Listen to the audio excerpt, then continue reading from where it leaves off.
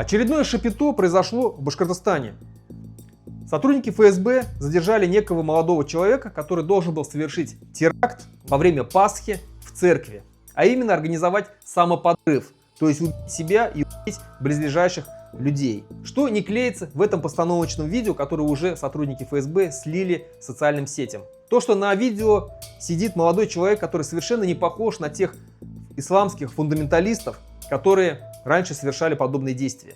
На этом видео мы видим молодого человека, который больше похож на хиппи, без бороды, с длинными волосами.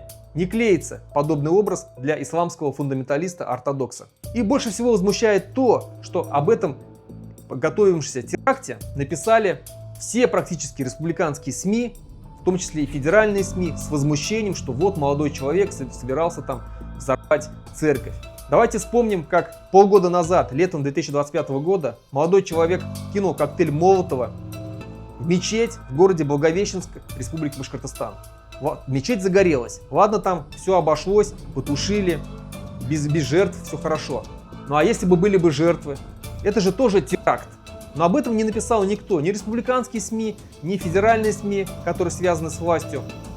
В общем, налицо полное лицемерие и попытка властей в очередной раз обвинить во всем мусульман.